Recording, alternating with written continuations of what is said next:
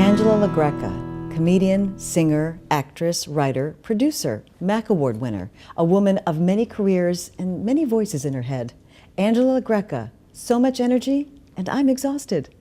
So Angela, Valerie, you what? confuse me because Why? you remind me of me, although I'm not funny at all. But you're a comedian, you're an actress, a producer, a singer. Exhausted. So you're exhausted, tired. basically, Tired. right? So what's your day like? Now you're a producer for the Today Show. Well, now I work at the Today Show. But before that, I mean, I've been a working performer, comedian, singer for a long time. It seems like forever. Not really, but a long time. Most of my adult life, I think. And then I worked at The View for 9 years.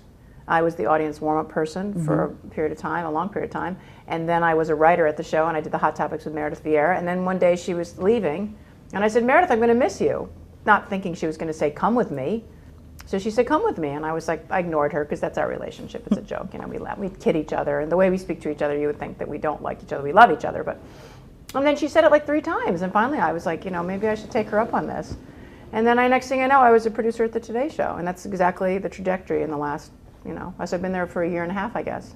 It's interesting because it is really because you're out there, you're a performer, so now you're behind the scenes. Yeah, it's a harder to. I knew I was not going to be able to perform as much just because of the hours, and I do miss that. Although I just performed at the Rainbow Room, and for a big, I do a lot of different events, and I was the MC, and they honored Mel Brooks and you know, painters and writers, and you know, you get right back into it, you know. But it's a different. I mean, I'm used to having my day where I run around and audition.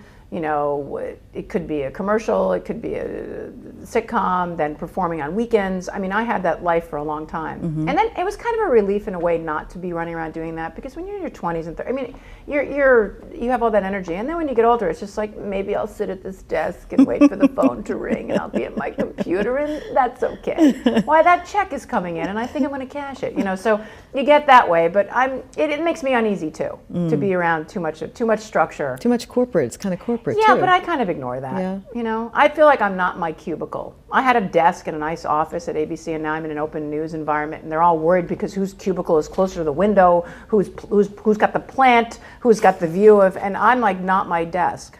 You can't be your desk. I want you to point out there is a plant right behind you. There is a plant. I love it. This is such a special perk. But you know what I mean? So yeah, you know, so you take your life experiences with you on some level, and that's how I feel it sort of served me.